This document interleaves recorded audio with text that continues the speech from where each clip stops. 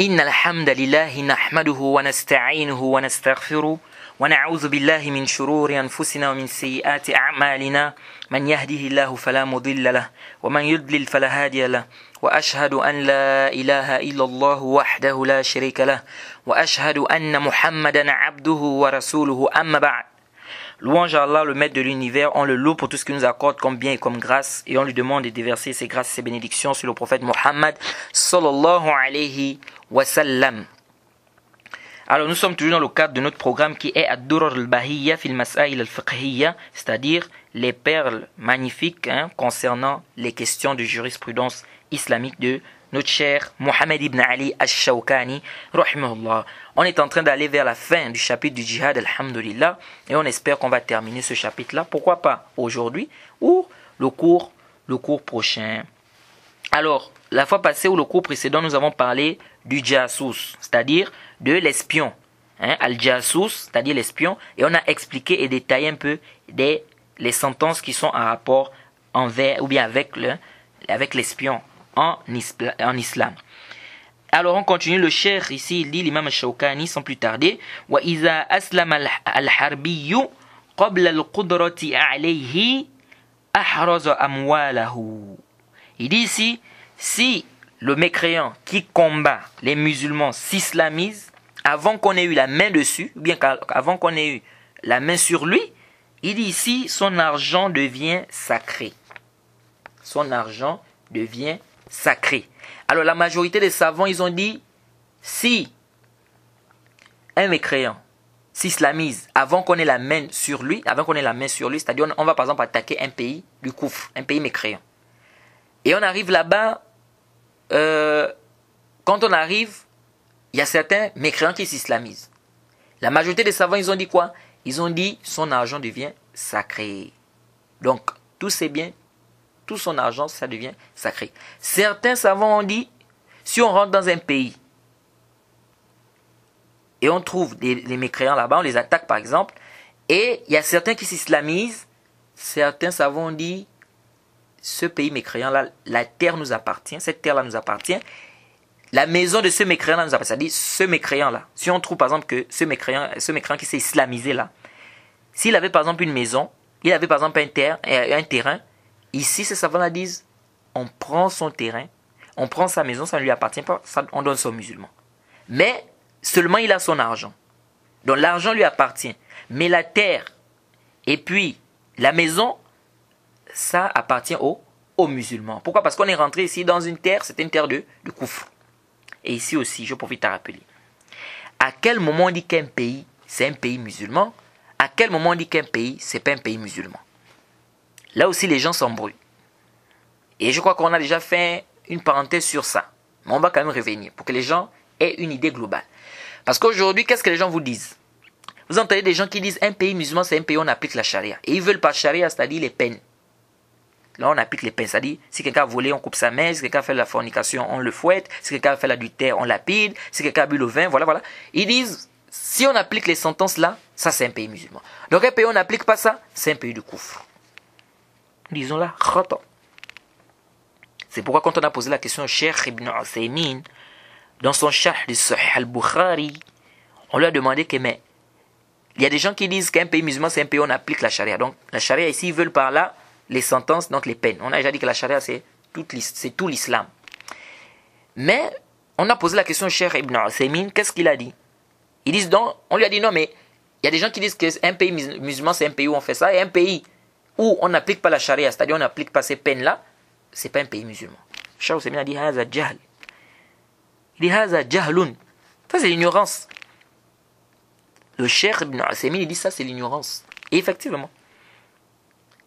Parce que même avec cette parole, ça veut dire quoi? Ça veut dire qu'il n'y a aucun pays musulman sur cette terre, sauf peut-être l'Arabie Saoudite. Parce que c'est l'Arabie Saoudite qui est le seul pays, hasba ilmi, de ce que moi je sais, c'est le seul pays où on applique au moins ces peines-là. Que celui qui a volé, on coupe la main, celui qui a fait l'adultère, etc. Shar'an. C'est la législation islamique. Sinon tout le reste des pays là, donc c'est des pays du Koufr alors. Ça c'est une erreur. Arju an tantabihu.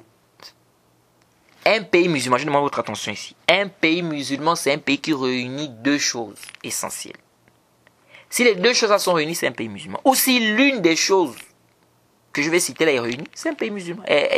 Existe, c'est un pays musulman. Premièrement, on regarde les principes de l'islam. Si les principes de l'islam sont dominants dans ce pays, c'est un pays musulman. Et je veux par principe islamique, pas seulement ce qui a un rapport avec les peines, non. L'azan, la prière, on peut pratiquer la prière du Jumu'ah, on peut pratiquer la prière de la fête, Salatul Eid.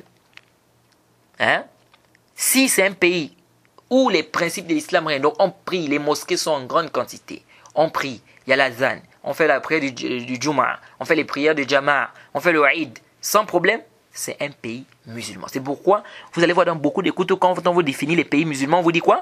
On vous dit ce sont des pays où les principes islamiques, n'est-ce pas, sont apparents. Et là-dedans, on vous donne comme exemple, par exemple, l'azan, on vous donne par exemple la prière, on vous donne par exemple la prière, le Eid. Mais ici, intabe, attention, parce qu'il y a des gens qui comprennent mal ici. Il y a des gens qui pensent ça, et quand ils lisent ça, ils sont un peu embêtés, ils disent, mais comment ça?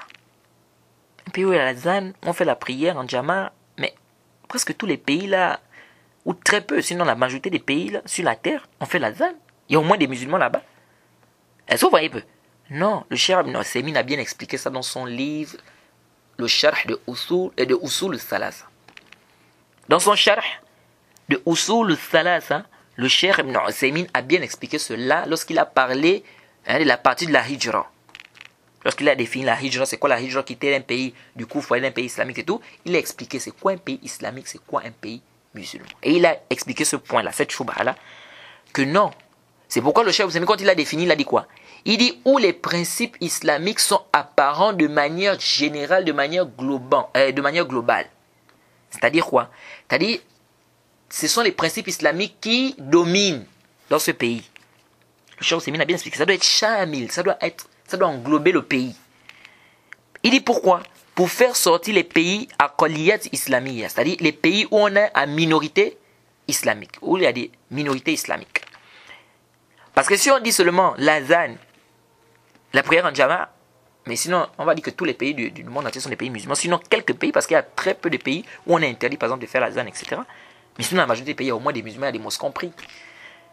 C'est pas ça le mourad. Il faut que ça soit abondant, ces principes-là doivent être les principes dominants dans le pays. Donc, si ce sont les principes islamiques qui règnent, c'est un pays islamique. Ou si c'est un pays où on applique seulement les peines, c'est-à-dire on applique la charia. Même si le président, même si le chef, c'est un mécréant. Si on applique la charia, c'est un pays musulman. C'est-à-dire un pays où on applique la charia, où les principes de l'islam sont apparents, même si le chef est mécréant, c'est un pays musulman. Et donc, un pays où le chef est musulman, mais la majorité de la population ne sont pas des musulmans. La religion qui domine, ce n'est pas l'islam. Les principes qui dominent le pays, ce n'est pas des principes de l'islam. Même si le chef est musulman, le pays c'est un pays de koufr. Même si le chef est musulman, le pays c'est un pays de koufr. C'est pourquoi Cheikh Hassem Temia, il a pris l'exemple de par exemple Najashi, en Abyssinie. C'était un musulman, mais il était dans un pays de quoi? Pays de koufr. Pourquoi? Parce que c'était les principes du koufr qui régnaient, qui dominaient. C'est la religion du koufr qui domine. Donc ça c'est deux principes. On regarde les principes de l'islam. Quels sont les principes qui dominent? Donc quand on voit par principe, déjà vous voyez quelle est la religion qui domine en fait. C'est la religion de l'islam ou c'est la religion des koufars? Jade. Donc ça c'est premier point. Et on regarde aussi, est-ce qu'on applique la charia? Ou bien, pour en un mot, est-ce que la majorité des gens sont des musulmans? Est-ce que vous suivez? Donc on a deux choses. Soit ce sont les principes de l'islam qui sont apparents et qui sont dominants dans le pays. Et quand on parle déjà par principe de l'islam, ici vous voyez déjà quelle est la religion qui domine dans le pays. Donc quelle est la population, la majorité de la population, c'est des musulmans, oui ou non? Et on a un autre côté, le côté de la charia.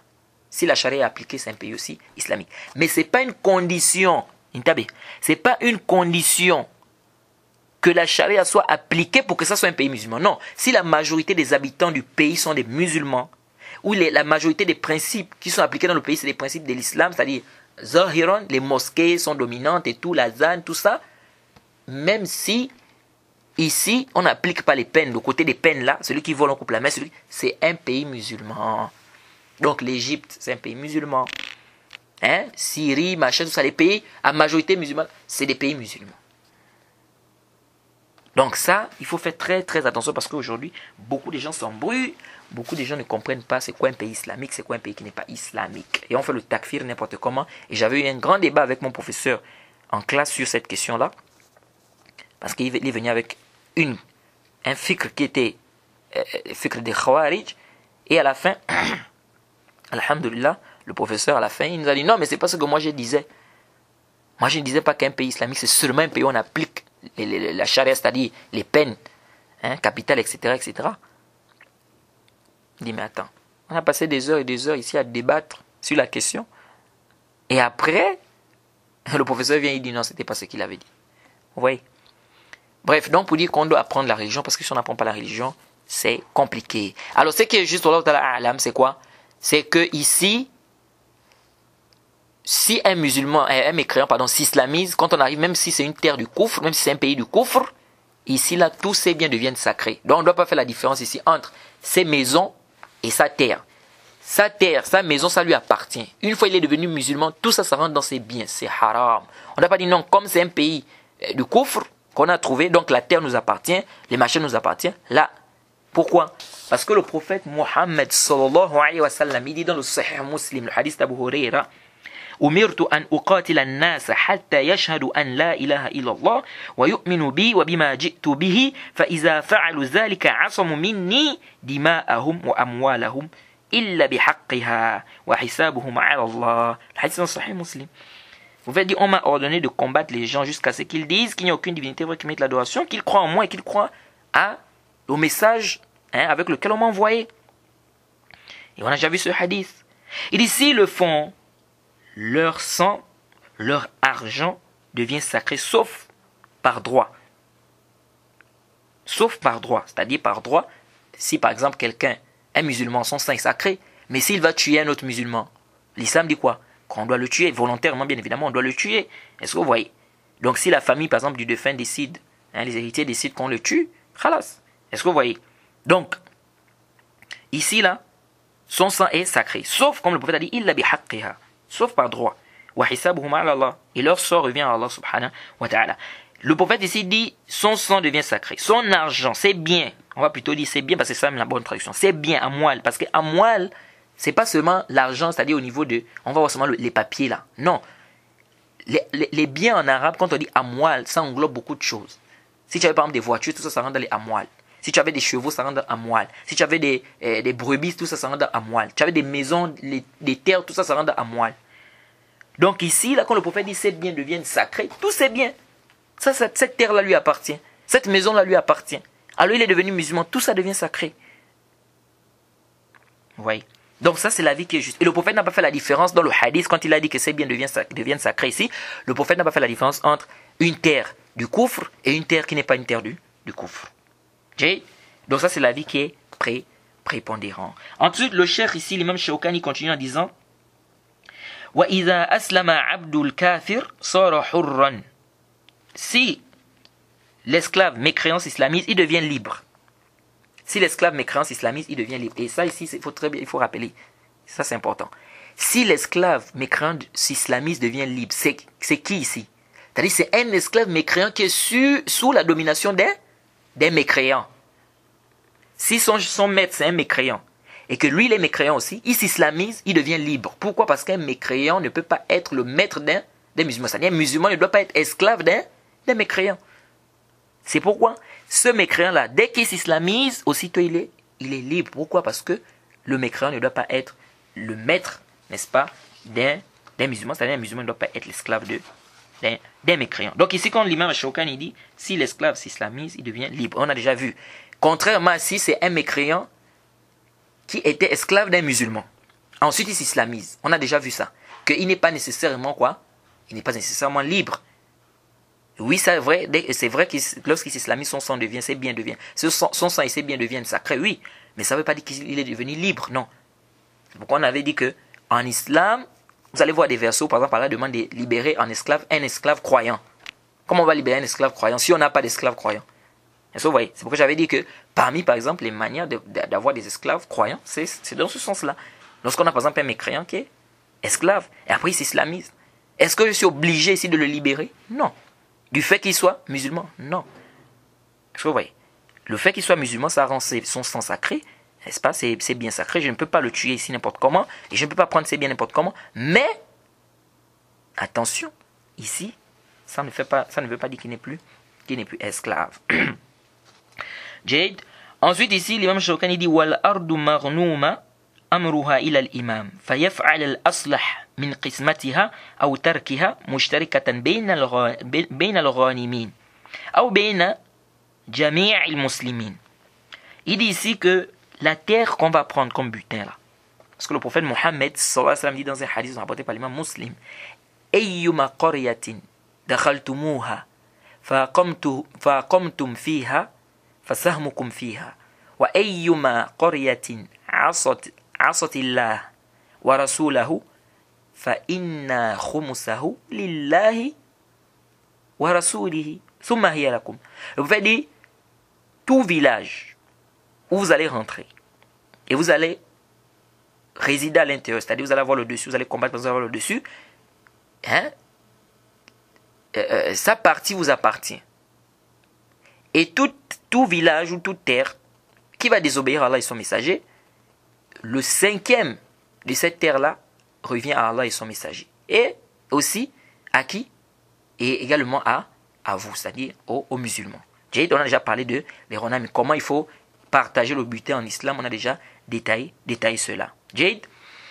Alors donc ici, là, si des musulmans arrivent, on fait par exemple le djihad al-talab, c'est-à-dire le combat offensif. On arrive dans une terre mécréante. On arrive, on trouve les mécréants là-bas, on les combat. On les tue, on a le dessus sur eux. Toutes les terres là nous appartiennent. Toutes les terres là désormais nous appartiennent. Ce n'est plus des terres des mécréants. Jade. Alors, l'imam Shawkani il dit ici que cette terre là, c'est-à-dire la terre qu'on va prendre là, des mécréants là, il dit ça revient à l'imam, le chef musulman fait ce qu'il trouve de mieux. S'il veut, il partage ça entre les musulmans. S'il veut, il donne ça à un groupe, n'est-ce pas? Il voit ce qui est bénéfique aux musulmans et qu'est-ce qu'il fait? Il agit ainsi. Jade. Ensuite ici, le cheikh dit وَمَنْ أَمَّنَهُ أَحَدٌ وَمَنْ أَمَّنَهُ أَحَدُ الْمُسْلِمِينَ صَارَ آمِنًا. Il dit celui que un musulman va donner la sécurité, il est en sécurité. Jade. Et ça c'est important. Un mécréant, que les musulmans ont donné la sécurité. Aucun groupe de musulmans, aucun musulman a donné la sécurité. Ici, tous les musulmans doivent également donner la sécurité à cette personne-là. C'est-à-dire les musulmans ne doivent pas l'attaquer. Exemple, si un musulman prend par exemple un mécréant, il dit bon, je te prends, je veux que tu viennes par exemple travailler telle chose chez moi et je te donne la sécurité. Il rentre dans le pays des musulmans. Ici, les musulmans n'ont pas dit non, c'est un mécréant, alors on vient, on l'attaque, on le tue. Là.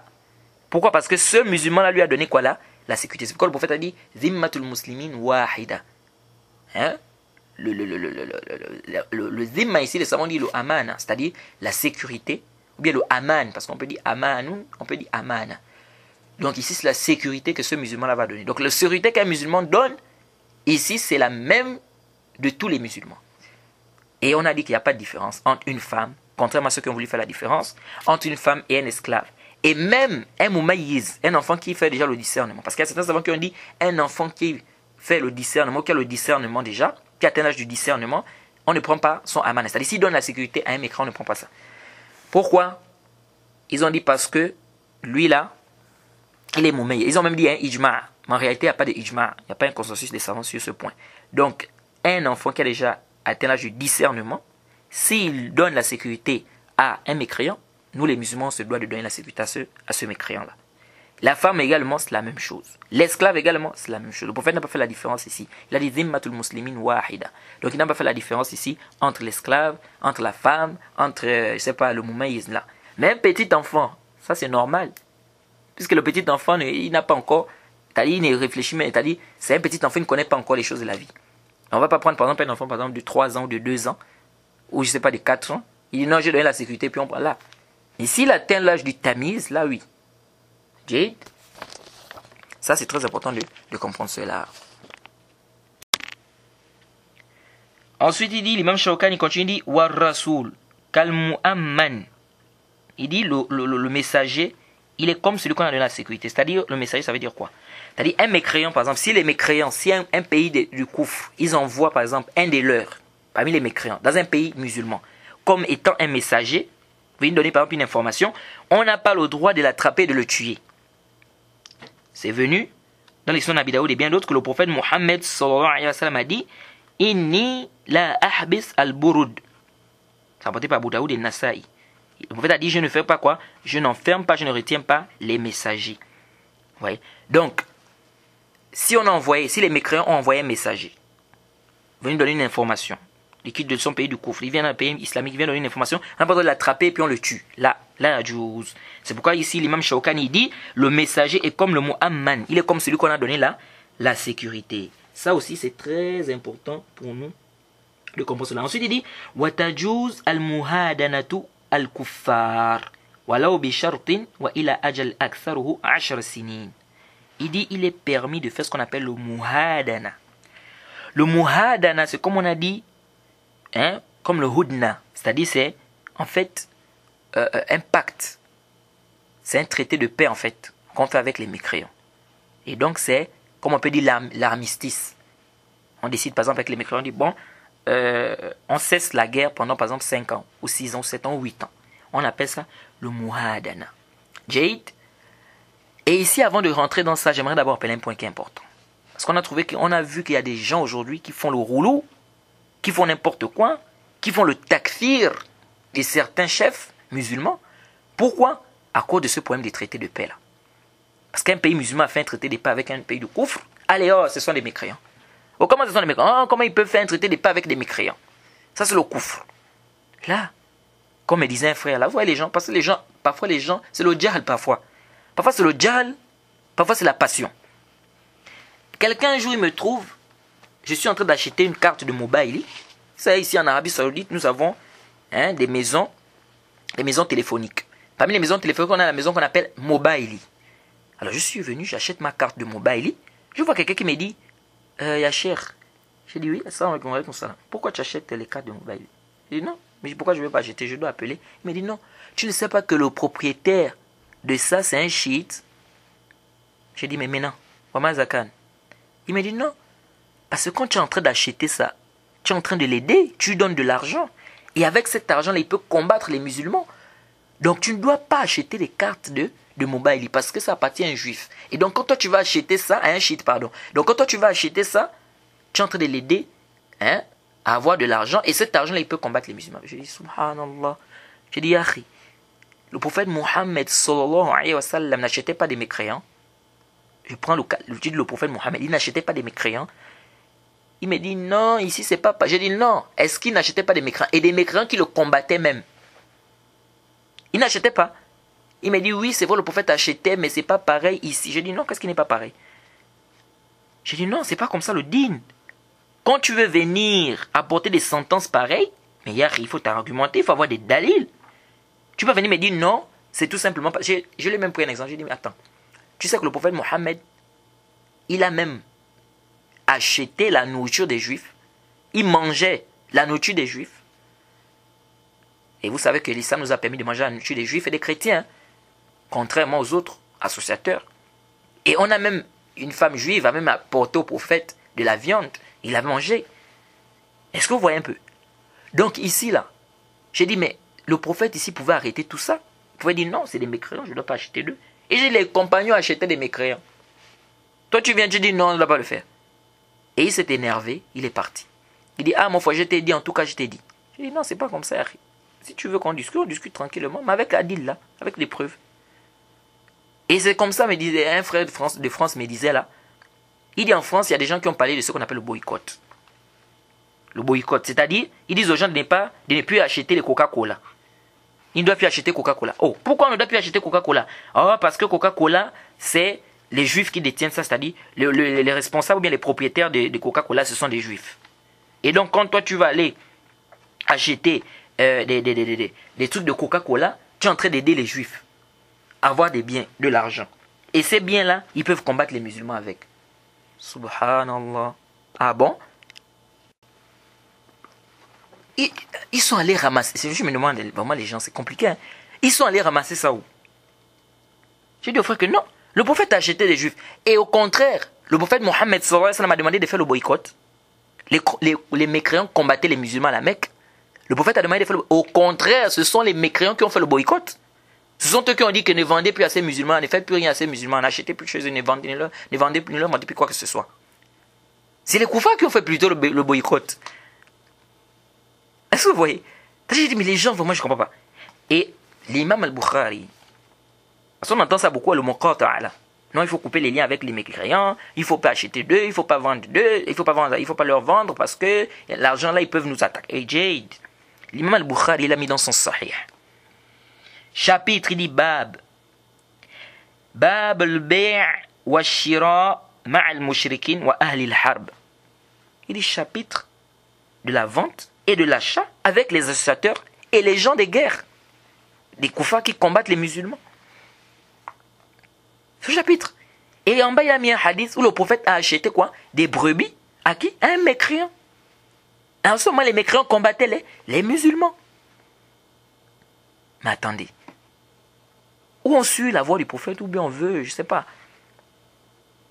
Le prophète Mohammed, sallallahu alayhi wa sallam, quand il est mort, il a laissé quoi? Il a laissé son armure chez une juive. Donc le prophète ne savait pas que quand je laisse l'armure là-bas, elle peut nous combattre avec. Les juifs là peuvent prendre ça et nous combattre avec, nous attaquer avec. Pourquoi le prophète a laissé? Le prophète achetait des juifs et des chrétiens. Les compagnons du prophète achetaient des juifs et des chrétiens. Donc ce muqata' que vous amenez là, vous avez vu ça où? Que les gens doivent plus acheter Coca-Cola parce que ça appartient à un juif. Et quand on achète Coca-Cola, on est en train de l'aider, donc l'argent il peut combattre les musulmans. Le prophète ne savait pas quand il a laissé l'armure là-bas que les juifs peuvent combattre les musulmans avec. Vous avez vu ça où? Et surtout qu'il n'y a même pas de maslaha. S'il y a une maslaha encore, on peut dire oui. Quand par exemple ce que le roi Faisal avait fait, il avait coupé par exemple concernant le pétrole, etc. Il avait bloqué les Américains. On sait ce qui s'est passé pendant cette année. Est-ce que vous voyez? Mais s'il n'y a pas de maslaha, vous faites ça pourquoi? Pourquoi? Est-ce que vous voyez? Donc ça, c'est des choses que vous voyez, les gens, parfois, il y a du roulou, les gens qui exagèrent tout ceci parce que quoi? Les gens ne veulent pas faire des efforts. Donc, il n'y a pas d'étude de muqata'a là. Sauf si peut-être il y a une maslaha. Peut-être. Vous voyez? Mais c'est-à-dire faire de ça comme si c'était le din, c'est-à-dire c'est dans le shara, ça a été légiféré comme ça, là. Ah, ça fait une nazar. Jade. Et puis, donc je disais tantôt que on a ce qu'on appelle le pacte. Le pacte, on peut faire un pacte avec des mécréants. Par exemple, un pacte, un armistice, c'est-à-dire cesser de paix, cesser de guerre. Jade. C'est pourquoi il dit watajuz muhadana al-kuffar. Muhadana al-kuffar. Il est permis de faire un traité de paix, un armistice avec un cessez de guerre avec les mécréants. Comme c'est venu dans le Sahih que le prophète a fait un traité de paix. C'est pourquoi on appelait Sulh Hudaybiyah. Il a fait un traité de paix avec les associateurs. De quoi? De cesser la guerre pendant 10 ans. Et ça, c'est après le djihad, parce que le djihad avait été légiféré, on a dit, la deuxième année de l'égir. Est-ce que vous voyez? Donc, faire un traité de paix, ça, c'est pas interdit. C'est permis. Sauf que, intabi. Sauf qu'il y a des shurut. Il y a quoi? Il y a des shurut, il y a des conditions. Traité de paix? Oui, traité de paix. Mais il y a des conditions. Donc, le asl du traité de paix, c'est là. Donc, venir faire le takfir, venir faire sortir des chefs musulmans de l'islam, tout simplement parce qu'ils ont fait peut-être un traité de paix avec des pays du koufr. Ils ont là. Khata. Ça, c'est khata. C'est une erreur. Est-ce que vous suivez? Donc, le traité de paix, il est là. Mais sauf qu'il y a des conditions à respecter. Parmi les conditions, Allah dit par exemple dans le Coran, dans la sourate Anfal, sourate 8, au verset 61, وَإِنْ جَنَحُوا لِلسَّلْمِ فَانْجَحْ لَهَا وَتَوَكَّلْ عَلَى اللَّهِ إِنَّهُ هُوَ السَّمِيعُ الْعَلِيمُ. Allah dit, et s'ils inclinent à la paix, incline vers celle-ci, alors toi aussi. Et place ta confiance en Allah, car Allah est lui l'audient et l'omniscient. Sourate 8 au verset 61. Et s'ils inclinent à la paix, incline vers celle-ci toi aussi. Parmi les conditions lorsqu'on veut faire le traité de paix avec les mécréants, Intabi, ce n'est pas les musulmans qui doivent demander le traité de paix là. Parmi les conditions, on n'a pas le droit d'aller demander le traité de paix. Ce sont les mécréants qui doivent venir nous demander, qui veulent qu'on signe un traité de paix. Ce n'est pas à nous d'aller le faire. Le prophète dit quoi ici? Allah subhanahu wa ta'ala dit quoi dans le verset ici? Sourate 8, verset 61. Et s'ils inclinent à la paix, incline vers celle-ci toi aussi. Et s'ils inclinent à la paix, ce sont eux qui doivent venir te demander qu'on veut faire un traité de paix. Est-ce que vous suivez? Et Allah dit encore même, c'est plus clair, dans la sourate Muhammad. Sourate Muhammad, c'est sourate 47 du Saint-Coran, le verset 35. Allah subhanahu wa ta'ala nous dit dans cette sourate au verset 35, Intabi, suivez attentivement. Fala tahinu wa tad'u ila salmi wa antumul a'laun wallahu ma'akum. Allah dit quoi? Fala tahinu wa la tad'u ila salmi wa antumul a'laun wallahu ma'akum. Allah subhanahu wa ta'ala dit dans la sourate Muhammad, sourate 47, au verset 35, ne faiblissez donc pas et n'appelez pas à la paix alors que vous êtes les plus hauts, qu'Allah est avec vous et qu'il ne vous frustrera jamais du mérite de vos œuvres. C'est important ici. Allah dit ne faiblissez donc pas et n'appelez pas à la paix, c'est interdit. C'est pas à nous de leur dire que non, on veut un traité de paix là. Ce sont eux qui doivent venir nous voir, nous dire que nous on veut signer un traité de paix et c'est à nous d'accepter. C'est pourquoi elle a dit et n'appelez pas à la paix alors que vous êtes les plus hauts. Et oui, les musulmans sont au-dessus des mécréants. On ne va pas se rabaisser comme ça. Et ça, il y a des hikmah, il y a une sagesse dans ça. Pourquoi? La sagesse c'est quoi? C'est qu'imaginons que les musulmans, c'est-à-dire ils vont là-bas, ils demandent le traité de paix là. Qu'est-ce qui va se passer? Les mécréants peuvent voir une faiblesse chez les musulmans. Ils vont se dire que, voilà, ils viennent nous demander, ils veulent qu'on signe un traité de paix, c'est qu'ils sont faibles. Et ils peuvent même faire des stratégies même pour nous attaquer, pour nous combattre. Parce qu'ils voient en nous une faiblesse. Donc ce n'est pas à nous d'aller voir les mécréants pour dire que non, nous on veut faire un traité de paix. Non, ce sont les mécréants qui doivent venir. Le prophète, Allah subhanahu wa ta'ala dit ici clairement فَلَا تَهِنُوا وَلَا تَدْعُوا إِلَى السَّلْمِ وَأَنْتُمُ الْأَعْلَوْنَ وَاللَّهُ مَعَكُمْ. C'est clair. Ne faiblissez pas. Et n'appelez pas à la paix alors que vous êtes les plus hauts. Donc le musulman, ou bien les musulmans, si on fait un traité de paix avec des koufars, on n'a pas le droit, nous, d'aller, c'est pas nous d'aller demander ça, qu'on veut un traité de paix. Non, ce sont eux qui doivent venir. Donc parmi les conditions, il faut que ce soit des mécréants qui viennent nous demander qu'on veut un traité de paix. Et ce n'est pas le contraire. Ce n'est pas quoi? Ce n'est pas le contraire.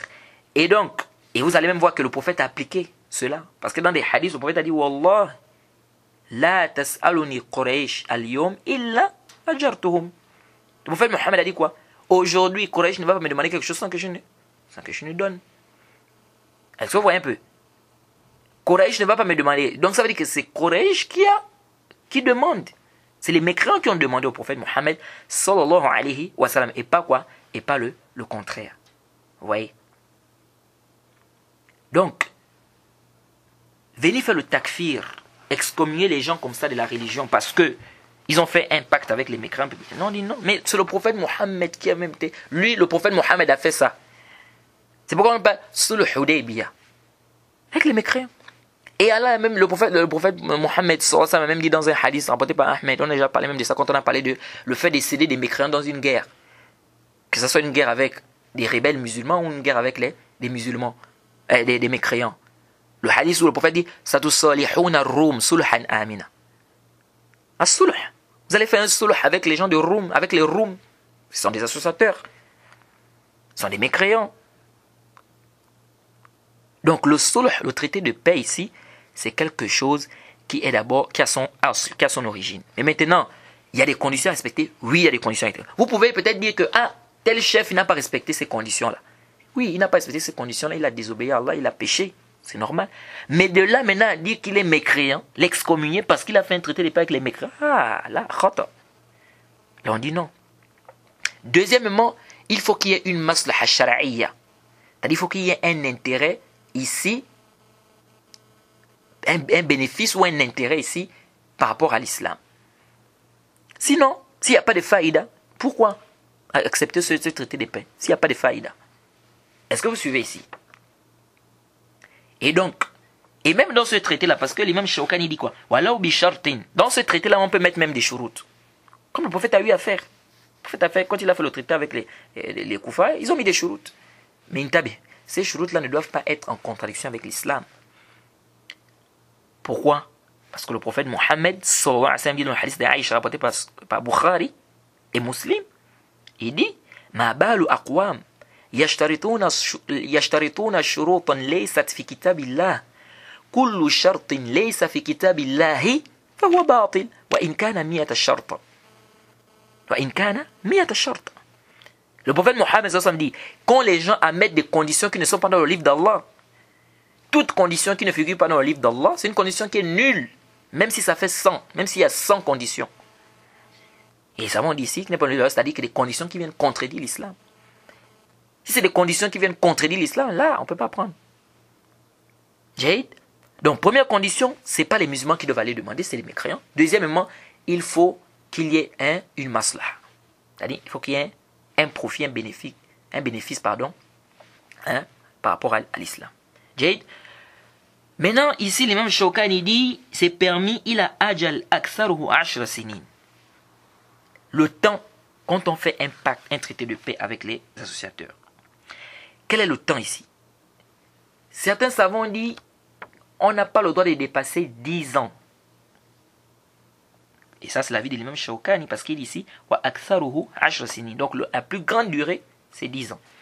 Donc, si on fait un traité de paix avec les mécréants, c'est combien de temps? C'est 10 ans.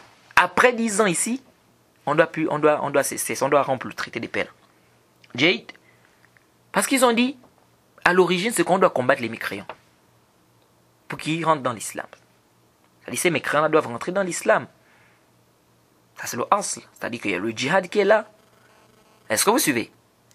Mais, si on fait un traité de paix à vie, finalement, il n'y a plus de djihad. Est-ce que vous voyez? Puisque c'est à vie, on a un traité de paix avec eux à vie, donc on ne les attaque pas. Donc, on reste comme ça à vie. Donc, il n'y a plus de djihad. Est-ce que vous voyez un peu? Et d'autres savants disent non. Les 10 ans là, ce n'est pas une condition. On peut dépasser 10 ans. On regarde ici, ce qui nous intéresse, c'est de regarder la maslah. C'est-à-dire l'intérêt, le profit général. S'il y a un intérêt à aller à plus de 10 ans, on peut faire un traité de paix avec eux à plus de 10 ans.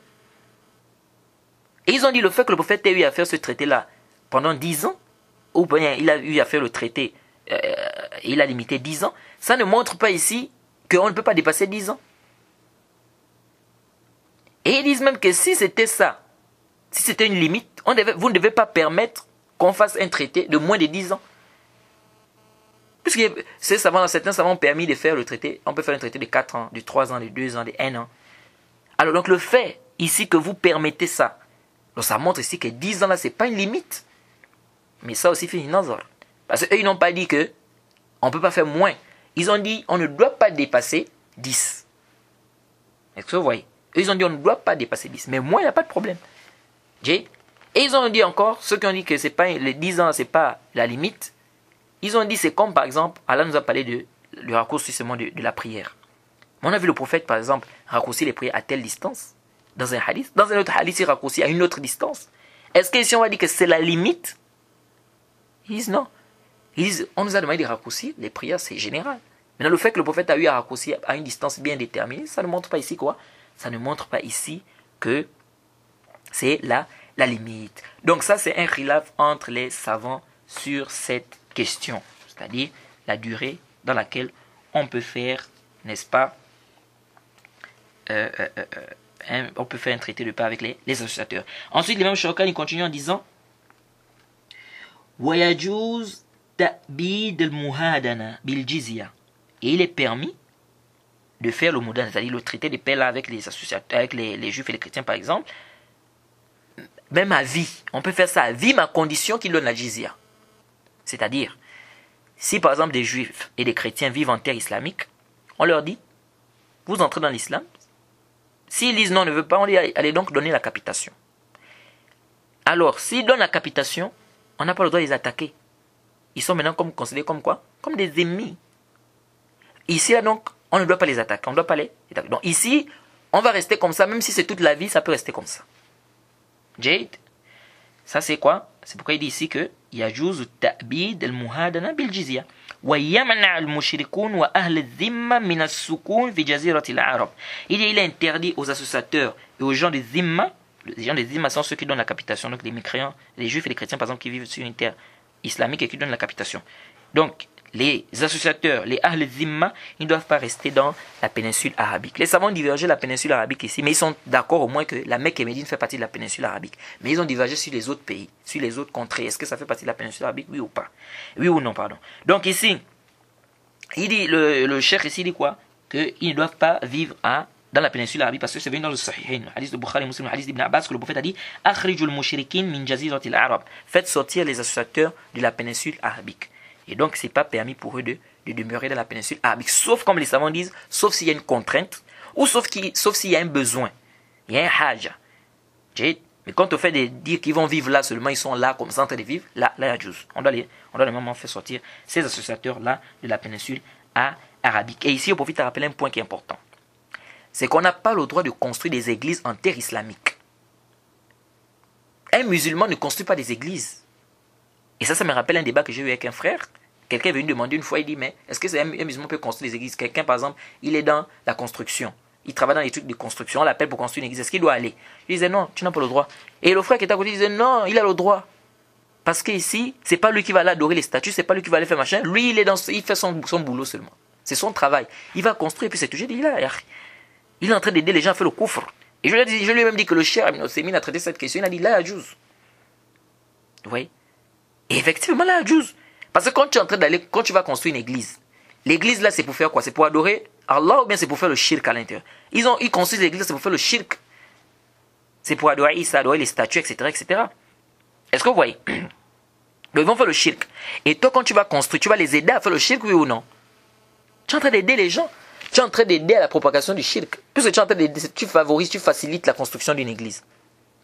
Et qu'est-ce qu'Allah dit dans le Coran? C'est qui montre que c'est haram d'aider à construire une église ou bien même d'aller construire une église. Allah dit dans le Coran وَتَعَاوَنُوا عَلَى الْبِرِّ وَالتَّقْوَى وَلَا تَعَاوَنُوا عَلَى الْإِثْمِ وَالْعُدْوَانِ. Entraidez-vous dans le bien et la piété, ne vous entraidez pas dans le péché et l'inimitié. On n'aide pas les gens à désobéir à Allah subhanahu wa ta'ala. Quand tu vas construire l'église, tu es en train d'aider les gens à désobéir à Allah ou pas? Tu es déjà à désobéir à Allah. Et ça c'est haram. Ça c'est quoi? C'est haram. Et ça aussi qu'on voit dans certains pays où les gens viennent casser les églises n'importe comment. On dit c'est ça aussi là à Djouz. Ça c'est pas permis ça. C'est pourquoi le cheikh Ahmoud Touéjiri, il a écrit une bonne risale où il parlait de ça. Qu'on ne doit pas casser les églises n'importe comment. On voit des gens aujourd'hui, oh non c'est des mécréants, on doit casser les églises. Ah bon, c'est comme ça que le prophète a fonctionné? Mais pourquoi les gens ne veulent pas revenir vers la sunna? Pourquoi les gens ne veulent pas revenir vers ce que le prophète Mohammed sallallahu alayhi wa sallam a fait? Mais on veut faire quoi? On va apporter des falsafat, on va apporter des choses qui viennent de notre propre tête. Jade? Alors donc voilà un peu ce qu'il faut retenir ici dans cette question-là. Ensuite le cheikh ici termine, Inch'Allah, on espère qu'on va terminer ce chapitre-là rapidement. Il dit Hukm qital al-burat, le fait de combattre les rebelles. Les burat, les rebelles c'est qui? Ce sont ceux qui se rebellent contre le chef musulman. Ou qui se rebellent entre eux et qui commencent à tuer les gens dans le pays n'importe comment. Si on a un groupe de musulmans qui s'élèvent, ils veulent par exemple enlever le chef musulman. Ils se rebellent, ils disent on enlève le chef. Ils prennent des armes, ils commencent à tuer les gens dans le pays. On dit que ceux-là, ce sont des rebelles. Donc il est permis de les combattre. C'est pourquoi il dit ici, l'imam Ash-Shawkani, rahimahullah, il dit, avant même ça d'abord, j'aimerais rappeler un point ici. Quand on dit, ils se rebellent contre le chef, c'est pas ce qu'on entend les gens faire aujourd'hui. Quelqu'un forme son groupe, son jama'a, et toute personne qui n'est pas d'accord avec lui dans le jama'a, là, il dit qu'il appelle que c'est un bari. Donc il fait partie des bourrat. Non, khata. Et c'est comme ça que vous allez voir beaucoup de gens aujourd'hui, ils forment des groupes. C'est comme les hadiths où le prophète a dit, soyez avec la jama'a. La jama'a ici, c'est quel jama'a? Soyez avec le groupe. C'est pas toute Jama, c'est-à-dire tout le monde forme sa Jama et puis il dit non, c'est ça la Jama. Le prophète a voulu dire Jama ici, c'est ma Jama. Non, c'est pas ta Jama, yach. On voit des gens aujourd'hui, c'est comme ça. Ils forment sa Jama, ils ont des idéologies, dès que tu n'es pas d'accord, et oh, le prophète a dit soyez avec la Jama. Oh, quand le prophète a dit soyez avec la Jama, c'est votre Jama à vous. Et quelqu'un un jour, il a osé quand même me dire ça. Hein. Et le prophète a dit soyez avec la Jama. J'ai dit mais la Jama ici, c'est qui dans les Jama ici, c'est qui? C'est ta Jama à toi. Vous voyez? Après, il vient avec les hadiths bizarres, des hadiths da'ifa. Ma lam yahtam bi umur muslimin falaysa minhum. Celui qui ne donne pas attention, qui ne prête pas attention aux affaires des musulmans, il ne fait pas partie d'eux. Ça, c'est un hadith da'if. Même s'il est macho, on l'entend beaucoup. Celui qui ne donne pas attention aux affaires des musulmans, qui s'intéresse pas aux affaires des musulmans, ne fait pas partie d'eux. Ça, c'est un hadith da'if. La yasih wa la yathbut. Et le cheikh Mohamed Nasruddin Albani, il a bien détaillé ça, il a rendu ce hadith-là da'if. La yasih. Oui. Les gens aujourd'hui ont des conceptions, subhanallah. Donc le Jama ici, c'est pas n'importe quel Jama. Et quand on dit Bourot, c'est pas des gens qui sont pas d'accord avec ton idéologie à toi parce que tu as formé ton petit groupe de Jama. Peut-être des takfiriyin même. Alors ici, il est ici qu'il est Yajibu, qital al-Bourot, hatta yarji'u ila al-haq. Il est obligatoire de combattre les rebelles jusqu'à ce qu'ils reviennent à la vérité. Wala yuqtal asiruhum, on ne doit pas tuer leurs captifs. Wala yutba' mudbiruhum wala yujaz ala jarihihim wala taghnam amwaluhum. Donc wala tughnam pardon amwaluhum. Donc ici le cheikh ici dit il est obligatoire de combattre les rebelles jusqu'à ce qu'ils reviennent au haqq. Et le asl dans ça c'est le verset où Allah dit wa in ta'ifatan min al-mu'minina iqtatalu fa aslihu baynahuma فإن بغت إحداهما على الأخرى فقاتلوا التي تبغي حتى تفيء إلى أمر الله. Allah dit, si deux groupes de musulmans, deux groupes de croyants se combattent, établissez la concorde entre les deux. Si l'un d'eux se rébelle contre l'autre, combattez le groupe qui se rébelle jusqu'à ce qu'il revienne à l'ordre d'Allah. Donc ici, il est permis de combattre un musulman qui se rébelle. Et les bourrotes ici, il faut rappeler un point, ce n'est pas des mécréants. Intabé. C'est-à-dire les rebelles parmi les musulmans, ce n'est pas des mécréants. Si un groupe de musulmans, il décide d'enlever le chef musulman, ou il décide de tuer des gens dans le pays, ce n'est pas des mécréants. Intabé. C'est pourquoi le verset là est descendu concernant quoi? C'est venu dans le Sahih al-Bukhari. Qu'un homme parmi les Ansar, il a insulté quelqu'un, il a dit la raihatu himar rasulillahi sallallahu alayhi wa sallam atyab minka. Il a insulté quelqu'un, il lui a dit l'odeur de l'âne du prophète est mieux que toi. Est meilleur que toi. Alors il s'est fâché. L'autre s'est fâché que comment tu peux m'insulter comme ça? Et voilà comment ils ont commencé à se battre. Hein? Le groupe de ceux-là, c'est-à-dire le groupe de celui qu'on a insulté, ils sont venus. Ceux-là aussi, celui qui a insulté aussi, son groupe aussi, ils sont venus. Allez, c'était maintenant une bagarre.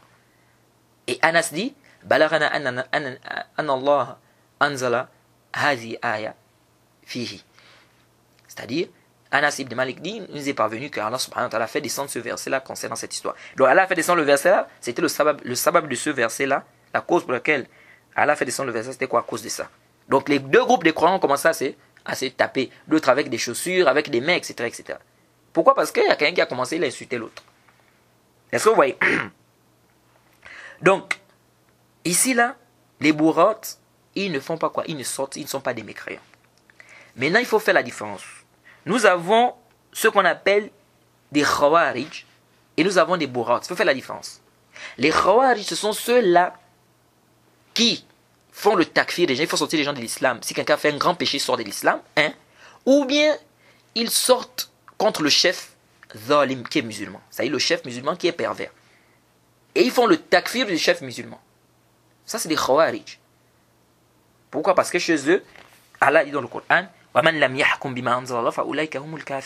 celui qui ne juge pas par la loi d'Allah, voilà c'est des mécréants. Est-ce que vous voyez? Et ça c'est le dolal. Ça c'est le dolal. Quelqu'un qui ne juge pas par une loi, et quelqu'un qui juge par une loi autre que la loi d'Allah, je veux plutôt dire, il n'est pas systématiquement mécréant. Il faut faire attention. Ibn Abbas a dit kufr duna kufr. C'est la petite mécréance, oui. Quelqu'un jugé par la loi d'Allah, c'est wajib. Mais celui qui ne juge pas par la loi d'Allah, il a fait un péché. Intabi. Mais attention, il peut devenir mécréant. À quel moment? Avec les tafsilat que les savants ont donnés. S'il croit par exemple que ce n'est pas obligatoire de juger par la loi d'Allah. Ou bien s'il croit que c'est permis de juger par la loi d'Allah, c'est aussi permis de juger avec une autre loi que la loi d'Allah. Il tombe. Ou il croit par exemple que la loi autre que la loi d'Allah est meilleure que la loi d'Allah. Ou bien il croit même que c'est au même pied d'égalité. Ça, il sort de l'islam. Mais tant qu'il sait que ça c'est haram de juger par la loi d'Allah. La meilleure loi, c'est haram de juger par la loi autre que la loi d'Allah, astaghfirullah. C'est haram de juger par la loi autre que la loi d'Allah. Il est obligatoire pour nous de juger par la loi d'Allah. Mais vraiment, c'est compliqué, comme ça, il est pris par exemple des shahwa, des désirs et tout, etc. Et donc il ne juge pas par la loi. Lui là, il n'est pas mécréant. Donc ce qu'on voit beaucoup des gens faire le takfir de beaucoup des chefs musulmans parce que quoi, on n'applique pas la loi d'Allah, ça c'est très dangereux. Et ici là, il y a beaucoup d'ambiguïtés que les gens ont et il y a des incompréhensions que les gens ont sur ce problème-là.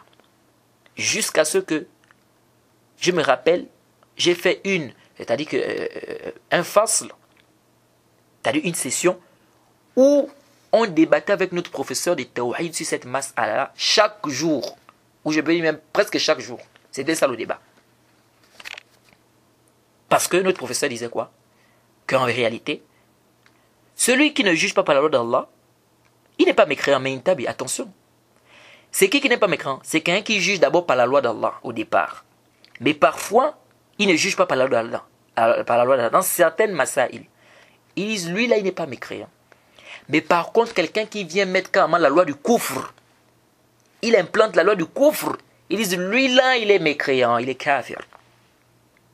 Et il s'appuyait comme ça de la parole de Mohammed ibn Ibrahim, qui est le professeur de Cheikh bin Baz. Et moi, je me suis levé, j'ai dit au professeur qui m'a dit, Cheikh, la parole que vous êtes en train d'apporter là, ça c'est la même parole que les Salman al-Aouda, ils ont fait le débat avec le Cheikh bin Baz. Et le Cheikh bin Baz a même dit que le Cheikh Mohammed ibn Ibrahim s'est trompé, même si c'est son professeur. Il a dit, ce n'est pas le prophète. Le Cheikh bin Baz a dit, Mohammed ibn Ibrahim, ce n'est pas le prophète. Et pourtant, c'était son professeur. Et le Cheikh bin Baz aimait beaucoup son professeur. Parfois, quand il parlait de son professeur, il pleurait. Mais malgré ça, le Cheikh bin Baz dit ici, il s'est trompé. Et ils ont accumulé dans le débat, mais ils ont accumulé le Cheikh bin Baz. Le Cheikh bin Baz fallait que leur dise jusqu'à ce qu'il fait l'istihlal. Ils astahalla. Ils viennent là-bas, le Cheikh bin Baz dit ils astahalla. Ils viennent là-bas, le Cheikh bin Baz dit ils astahalla. Ils viennent là-bas. Pourquoi? Parce que le Cheikh, il est thabit dans ses qawaïd. Cheikh Abdelaziz bin Baz, rahimahullah. Ça, c'est les savants de la Ummah, des gens qui ont vraiment fait des efforts pour cette Ummah. On doit beaucoup faire des invocations pour ce genre de personnes-là. Dans nos prières, dans nos soujouds, dans nos invocations. Et ils sont venus, ils ont dit non, mais ya Cheikh, Mohammed ibn Ibrahim, il a apporté ça. Donc, est-ce qu'on ne peut pas dire ici que c'est une mas'ala khilafia? Parce que Mohammed ibn Ibrahim, il dit que si on impose, si quelqu'un vient, si le chef vient, il met le qanoun, c'est-à-dire il vient mettre la loi d'Allah, directement, comme la loi du kouf, pardon, directement comme ça, c'est un mécréant. Par contre, s'il met la loi d'Allah, mais parfois il ne juge pas par la loi d'Allah, dans certains points, il n'est pas mécréant. Le chef dit, il dit ce que je comprends de cette mas'ala-là, c'est qu'il n'y a pas de khilaf. Il n'y a pas de khilaf. Et ils ont même amené la parole d'Ibn Kathir. Ibn Kathir a dit qu'il y a un ijma même, que celui qui vient mettre carrément le qanoun, qui vient mettre la loi du koufr dans un pays, c'est un mécréant. Intabé. Quand vous repartez dans la parole d'Ibn Kathir, regardez bien la parole d'Ibn Kathir. Ibn Kathir, quand il a parlé de cette mas'ala, lisez bien la parole d'Ibn Kathir. Vous allez remarquer que Ibn Kathir ne parle pas de ce que certaines personnes aujourd'hui apportent et certains khawarij aujourd'hui veulent apporter. Ils veulent s'argumenter de certains savants de la sunna. Ibn Kathir te dit bien, il te parle du hukm de jahila. Il dit, s'ils viennent mettre la loi du koufr, comme c'était dans la jahiliya, les gens qui étaient dans la jahiliya, on pose la question. Quand ils jugeaient par la loi qui n'est pas la loi d'Allah, ils pensaient que c'était haram ou bien ils pensaient que c'était halal? Ils pensaient que c'était halal. Et les gens de la sunna ont dit ça. Ils ont dit que si ils jugent par la loi qui n'est pas la loi d'Allah et ils croient que c'est halal de le faire, ça c'est le koufr. Ou bien il dit, et ils mettent au même pied d'égalité la loi d'Allah avec la loi du koufr. Ibn Kathir le dit. Et les gens de la sunna ont été clairs. Si tu penses que c'est jugé par la loi d'Allah, yajouz, c'est permis, au même titre qui est jugé par une loi qui n'est pas la loi d'Allah, les deux c'est le koufr. Si tu penses ça c'est le koufr. Donc quand vous lisez même bien la parole d'Ibn Kathir, vous vous rendez compte que non, c'est vous qui avez plutôt mal compris. Vous avez plutôt mal compris. Et ce jour-là, j'ai voulu parler avec, c'est-à-dire j'ai voulu donner une réponse à mon professeur, parce que lui était de cet avis. J'ai voulu donner une réponse à mon professeur, mais il ne m'a pas laissé le temps de parler. Dès que je veux m'exprimer, il coupe la parole. Je veux m'exprimer, il coupe la parole. Il dit, mais Yacher, vous avez, vous-même, c'est-à-dire, avec nos professeurs, hein, on discute avec nos professeurs. Et ce sont eux-mêmes qui nous ont dit ça. Que nous sommes des étudiants, on peut faire profiter. C'est pas parce que tu as plus de science que quelqu'un que ça veut dire qu'il ne peut pas te faire profiter sur quelque chose. Non. Alors je dis au professeur que, mais Yacher, vous avez laissé l'occasion de parler. Mais maintenant on veut parler, vous nous coupez la parole et tout, etc. Et il ne m'a pas laissé l'occasion de parler jusqu'à la fin du cours.